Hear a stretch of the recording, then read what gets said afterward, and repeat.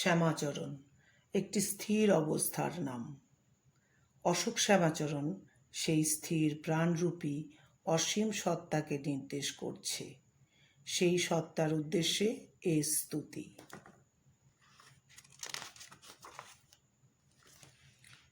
অর্জুনরূপী ক্রিয়াবান সাধন সমরে প্রবৃত্ত হইয়া অনন্ত জ্যোতির্বিশিষ্ট অশোক শ্যামাচরণের সহিত মিলিত হইলেন। তখন নিজেকে হারাইয়া সেই অশোক শ্যামাচরণকেই পাইলেন এবং নিজ আত্মসূর্যরূপী অশোক শ্যামাচরণের স্বরূপকে নিজেই প্রণাম জানাইয়া নিজ স্বরূপকে নিম্নোক্ত প্রকারে প্রকাশ করিলেন। অসংখ্য মুখমণ্ডল বিশিষ্ট অশোক শ্যামাচরণ, অসংখ্য নেত্র বিশিষ্ট অশোক শ্যামাচরণ, অসংখ্য অদ্ভুত দর্শনীয় বস্তুরূপে অশোক শ্যামাচরণ, অসংখ্য দিব্য আভরণ বিশিষ্ট অশোক শ্যামাচরণ এবং অসংখ্য উদত্ত দিব্য অস্ত্রধারী বিশিষ্ট অশোক শ্যামাচরণ আর দিব্য মাল্য ও দিব্য অস্ত্রধারী অশোক শ্যামাচরণ। আপনার সর্বাঙ্গ দিব্যগন্ধময়, অনুলেপনে অনুলেপিত। আপনার সব কিছুই আশ্চর্যময়, প্রকাশিত হইয়া অপ্রকাশিত আপনি। সমগ্র বিশ্বময় একমাত্র আপনারই অধিষ্ঠান।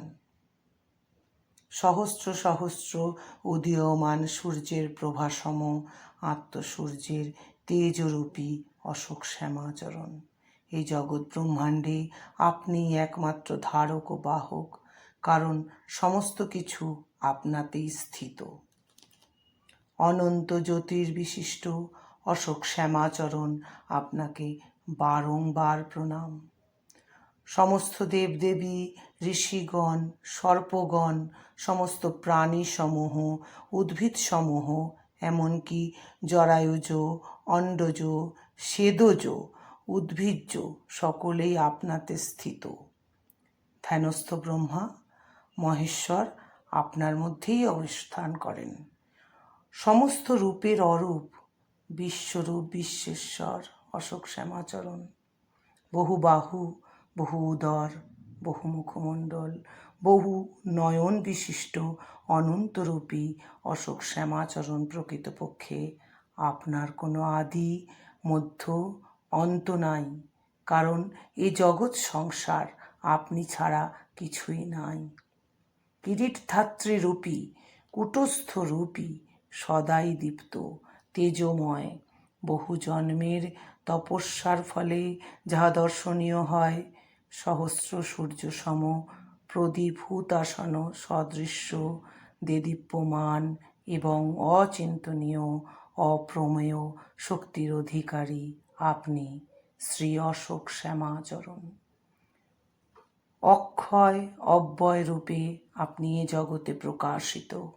আপনার নিকট অপ্রকাশিত কিছুই নাই, কারণ আপনি একমাত্র বিশ্বের অধীশ্বর, তাই আপনি শাশ্বত সনাতন।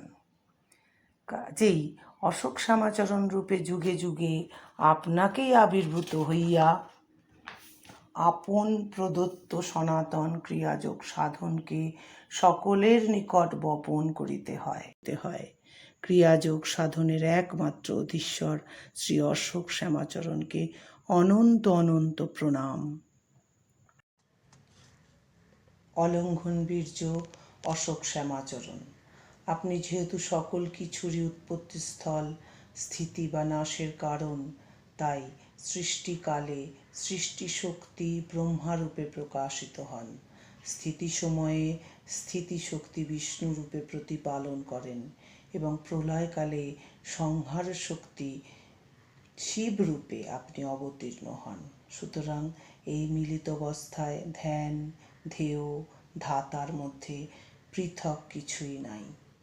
এই প্রকার অশোক শ্যামাচরণের অতি উগ্র অতুল শক্তি সমস্ত লোকের অধীশ্বর রূপ দর্শন করিয়া দেহ অভ্যন্তরস্থ দেবগণ কৃত্যাঞ্জলিপুটে স্তব গাহিতেছেন।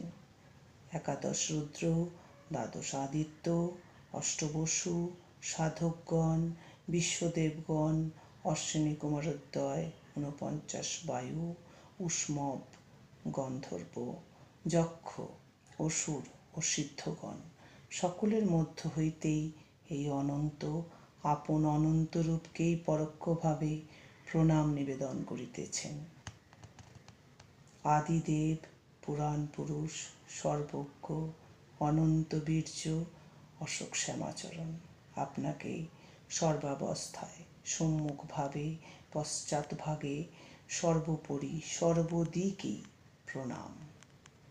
প্রাণকৃষ্ণ অশোক শ্যামাচরণ, প্রাণ মহাদেব অশোক শ্যামাচরণ, নিরাকার ব্রহ্ম অশোক শ্যামাচরণ আপনাকে অনন্ত অনন্ত প্রণাম।